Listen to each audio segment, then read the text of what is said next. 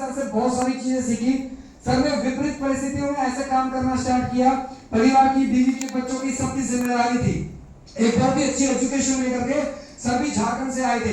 बहुत अच्छी कंपनीज में उन्होंने काम किया, मैनेजमेंट लेवल पे भी काम किया, लेकिन समझ में आया अकेला कब तक काम करूंगा, मुझे अपने परिवार को अगर समृद्ध बनाना है तो कोई ऐसा काम चाहिए जहां पर मुझे टाइम और टैलेंट का बेनिफिट मिल सके।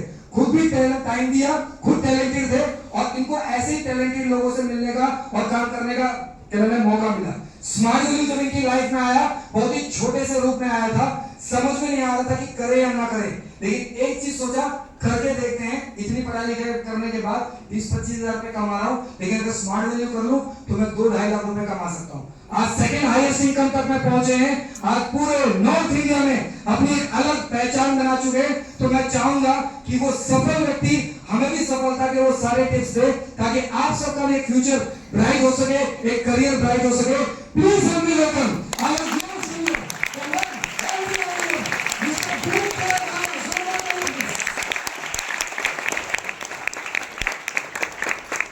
Good afternoon. मेरा नाम विशेश्वर राणा है और मेरा जन्म स्थान झारखंड है। ग्रेजुएशन करने के बाद माँ बाप बोले बेटा नौकरी कर ले, क्योंकि माँ बाप ने देखा था कि बहुत सारे लोग तैयारी करते रहते हैं ग्रेजुएशन करने के बाद, सरकारी नौकरी की उनकी, तो चपरासी, फलाने ढमकाने, एलसीडी, तो रेलवे का बहुत सारे करते रहते हैं लोग। 4 साल 5 साल हो जाता है, उसके बाद फिर कहीं पर प्राइवेट में ढूंढते। तो मेरे माँ बाप ने एक बात बोल के भेजा था, बेटा अच्छी नौकरी करना, दिल्ली जा रहे हो ना, अच्छी नौकरी करना। मैं यहाँ आया, नौकरी ढूंढा, मुझे बहुत अपने ऊपर प्राउड फील होता था कि मैं ग्रेजुएट हूँ और मैंने कंप्यूटर कोर्स भी कर रखा था थोड़ा बहुत समय, तो मुझे लग रहा था कि मुझे नौकरी मिल जाएगी। लेकिन 15 से 20 कंपनियों में इंटरव्यू देने के बाद एक कंपनी में नौकरी मिली महाराजा व्हाइट लाइन में 2250 रुपये। मैंने कहा चलो कोई बात नहीं, शुरुआत करते हैं। शुरुआत किया, 2-3-4 महीने बाद नौकरी अच्छी नहीं लगी। माँ बाप ने क्या बोल के भेजा था? अच्छी नौकरी करना, अच्छी नौकरी करना। नौकरी अच्छी नहीं लगी, बदल दिया और 4 साल में मैंने 10 कंपनी में काम किया, नौकरी अच्छी नहीं लगी। और नौकरी के दरमियान मैंने एक और काम किया, लगता था कि कुछ और पढ़ाई करनी चाहिए, तो मैंने होटल मैनेजमेंट का कोर्स किया यही क्राउड प्लेस से, भारतीय विद्या भवन, इवनिंग कॉलेज चलता है 5 to 9:30। मैंने उसमें इवनिंग कॉलेज करके कोर्स कर लिया होटल मैनेजमेंट का, और फिर मेरे 3 स्टार होटल में भी जॉब मिल गया। लेकिन 3-4 महीने के बाद मुझे लगा नौकरी अच्छी नहीं है, मैं परेशान था। और इसी तरह से फिर स्मार्ट वैल्यू मुझे देखने और समझने का मौका मिला, तो मुझे यहाँ से 2-3 बातें समझ में आई। पहला बात ये समझ में आया किसी की नौकरी नहीं करनी पड़ी, पहला बात। दूसरा बात समझ में आया मैं ज्यादा पैसा कमा सकता हूँ, और तीसरा बात ये समझ में आया कि छुट्टी के लिए ना बॉस को मेरे हाथ पर नहीं जोड़ने पड़ेंगे। ये 3-4 बातें समझ में आया। और इंटरनेशनल टूर का क्रेज रहता है ना, तो यहाँ बताया गया कि साल में 3-4 बार तो टूर आपको मिल जाएगा, आप वहाँ घूमने भी जा सकते हो। तो ये सारी बातें मुझे अच्छी लगी और मैं एक बार सोचा कि नौकरी के साथ साथ में करने में क्या बुराई। बहुत सिंपल से सोचा कि नौकरी के साथ करने में क्या बुराई। आज एक नौकरी करने वाला इंसान कितना घंटा नौकरी करता है? 8 घंटा नौकरी करता है ना? 2 घंटा आने जाने में लगता है जॉब पे, 7 घंटा सोता है, 2 घंटा अगर बैचलर है तो खाना बनाने में 1 घंटा सुबह 1 घंटा शाम लगता है, इतने तो टाइम लगता है। उसके बाद 5 घंटा बचते हैं। मैंने कहा ये 5 घंटा अगर मैंने दे दिया और एक्स्ट्रा इनकम कमाने तो क्या दिक्कत है? भाई डियर बताते मुझे बड़ी खुशी होती है। 3 से 4 महीने होते थे नौकरी मैंने छोड़ दिया था, और नौकरी छोड़ने के बाद मुझे कभी पीछे मुड़ के नहीं देखना पड़ा। और मैं जिस स्कूल में पढ़ता था ना, उस स्कूल का साल का फीस 12 रुपया था। आज मेरे 2 बच्चे हैं, गवर्नमेंट इंटरनेशनल स्कूल में पढ़ते हैं, और 1 महीने का जो दोनों बच्चों का हमारा फीस है ना, तो टोटल ट्यूशन फीस है ना, सब कुछ मिला करके 36,000 रुपया।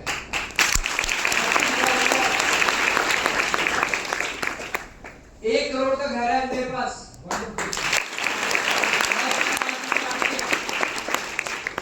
जब मैं इस बिजनेस में आया तो सर तब मेरा एज 26 था।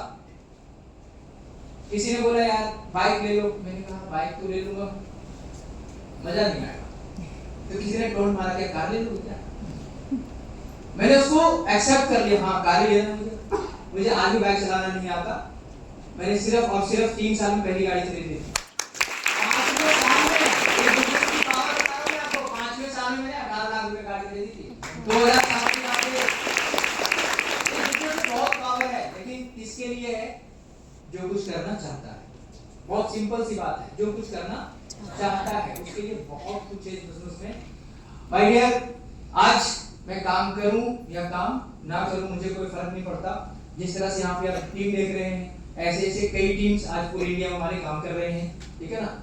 यहाँ पे बहुत टैलेंटेड की जरूरत नहीं होती है, सिर्फ इंसान को विजन होना चाहिए कि आगे जाकर के हम क्या कर सकते हैं। और इस बिजनेस के स्कोप को समझने के लिए आपको थोड़ा सा 2-3 महीने का टाइम तो लगेगा, तुरंत नहीं समझ में आएगा, टाइम लगेगा। तो इस चीज को आपको अंडरस्टैंड करना है, समझना है कि ये बिजनेस आज इंडिया का बेस्ट बिजनेस माना जा रहा है। बेस्ट बिजनेस इसलिए माना, इस बिजनेस का बहुत बड़ा स्कोप है, इंडिया में बहुत बड़ा स्कोप है, क्योंकि अभी भी 95% जनता को इस बिजनेस इंडस्ट्री का समझ में नहीं आया। 5% को समझ में आया है और 1 से 1.5% लोग अभी काम कर रहे हैं, तो बहुत बड़ा स्कोप है। तो मेरी शुभकामना है कि आप लोग जीवन में आगे बढ़े, कामयाब हो, सफल हो। और चलते चलते मैं एक छोटा सा सवाल मैं आपसे पूछ लेना चाहता हूं कि आज भारत में बेरोजगारी बढ़ रही है, घट रही है? बढ़ रही है। दूसरा सवाल मैं पूछ लेता हूं, आज भारत में काम की कमी है क्या? No sir. बड़ा विरोधाभास क्वेश्चन है, क्योंकि हम यहाँ पे एक चीज देखते हैं, क्या कर रहे हैं? पढ़ रहे हैं। अब यहाँ बहुत सारे लोग 11th 12th के स्टूडेंट्स आए होंगे, ग्रेजुएशन करने वाले स्टूडेंट आए होंगे, वो घर जाएंगे पूछेंगे अपने माँ बाप से, पापा मैंने एक बहुत अच्छा प्रोजेक्ट देखा है, हमें कुछ आगे बढ़ना है, काम करना है। क्या बेटा, ऐसे थोड़ा बहुत मेरे बेटा मुझे कुछ समझ नहीं आया। वो क्या करेगा?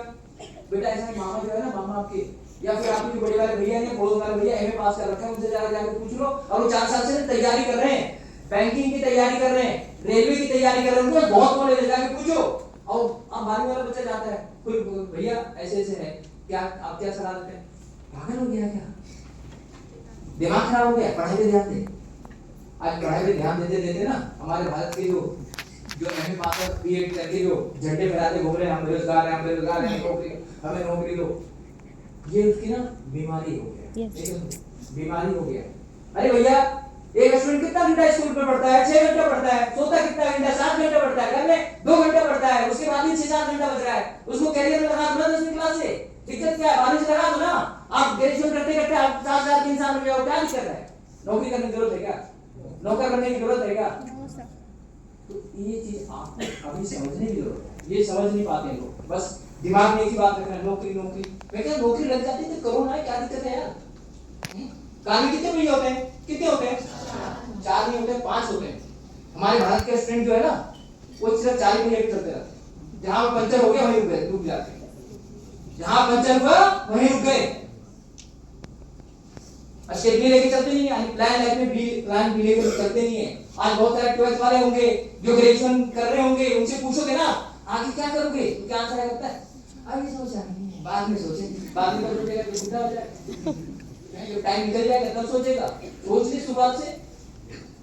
तो भाई डियर, अभी हमारे भारत में ना बहुत बेरोजगारी बढ़ रही है, और आप 1000 लोगों को रोजगार दे सकते हैं, 1000 लोगों को बुद्धि दे सकते हैं, ठीक है ना। और आपको बुद्धि अपने से नहीं देना है, लेकर के देना है, यहाँ से मिल जाएगा फ्री में, उसको लेकर के काम करवाना है, और उससे आपको रोटी बन जाएगी। तो मेरी शुभकामनाएं, all the best, thank you very much.